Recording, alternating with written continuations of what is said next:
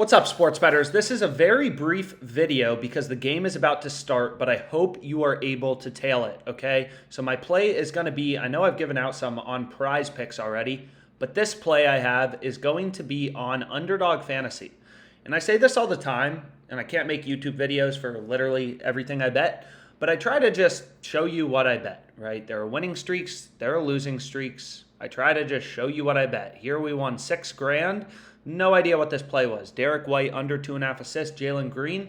It was sharp, it was mathematically profitable, so I placed it. The whole point of the Odds Jam YouTube is to help you kind of understand sports betting, the concepts, how to use data, real-time market data, odds. Every sports book has different odds. Every, fantasy company, Underdog versus Prize Picks, they all set their lines at different levels. Here you can see Prize Picks. They have this line at 9.5. Underdog also has it at 9.5.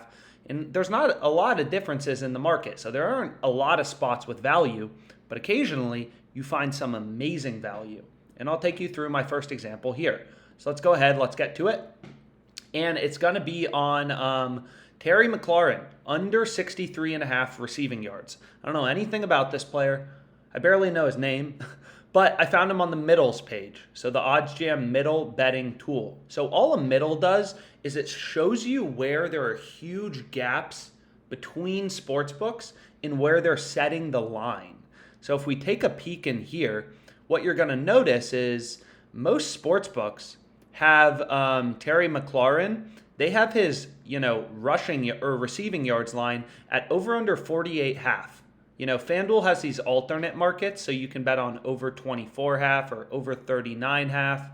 And obviously, as the odds or as the line gets higher, the odds get more juicy. They get better, right? You could bet on him over 99.5 receiving yards at plus 700 or over 24.5 at minus 470. But what you're going to notice is Underdog Fantasy, they have his line at 63.5. Right? Most sports books have it at 48.5 right here or 50.5. So Underdog Fantasy is 15 yards higher than the rest of the market, which is insane. If you think about it, that's absolutely insane. This is a play you should want to be all over is the under, right? You want to take his under 63.5 because the rest of the market's at over under 48.5. So as a data-driven sports bettor, you look at all these odds on sports books. They're all setting the line at 48.5, 50.5. Underdog Fantasy casually at 63.5. It's like, okay, either Underdog Fantasy is the smartest, sports book out there, or this is a huge line discrepancy because one of these bets has to be profitable. So I ended up taking his under on Underdog Fantasy, right? You follow the math, you follow the data, you look for the discrepancy. So it's not a positive EV play, right? What positive EV plays are they just show you where sportsbooks are setting the line. So this isn't positive EV. Well, it is positive EV, but it's not going to show up on the tool, which is why it's important to look at data in a bunch of different ways, right? OddsJam literally takes all this data and consolidates it into a bunch of tools that make the data actionable. So here you can see for Terry McLaurin, you can get him under 63.5 receiving yards, right? Right here. But FanDuel's line, their alternate line, is over 59.5. So there's a 4-yard gap. Whereas the EV tool, it only shows you value where sportsbooks have the line set at the same level. So here, for example, Melvin Gordon, under 63, under 33.5 rushing yards. So that would be an example of a play that you want to be on. Or you can get it minus 115 on MGM as well. But pretty good value at minus 122 if you want to include it on Underdog.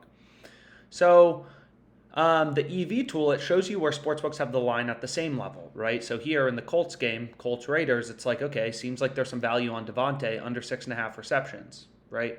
You're getting plus 122 on FanDuel. No other bookie giving us above plus 109. That is a sharp, mathematically profitable play.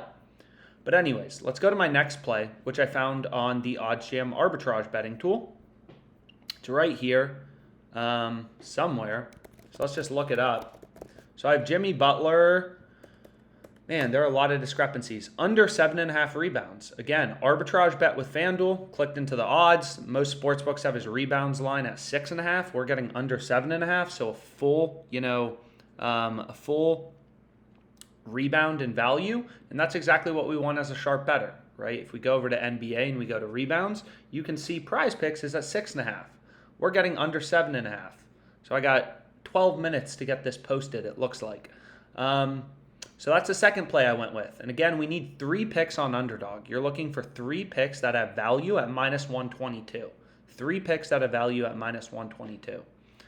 So the final play I ended up going with, I think it was just from the EV tool, but maybe I missed it, is right here. So let me just show you. It's Finney Smith over 1.5 made threes. That was just a positive EV play. So this game starts in 10 minutes. I got 10 minutes to get it posted. Okay, hopefully some people can tail it. All the plays are still available. And again, like this market is dynamic. You know, you'll see line movements here. Like if I refresh the positive EV tool, you'll see different bets show up sometimes. The market's constantly moving, you know. So when you're using OddsJam, it's like this is a good play. Okay, but you can get it minus 115 on MGM. But if you miss this opportunity, you know, then it may not be around in a bit. So you got to move quick. You got to constantly be looking for good bets, right? You're kind of like an investor, a day trader. You never know when a market's going to be hot, when there's going to be a lot of opportunity.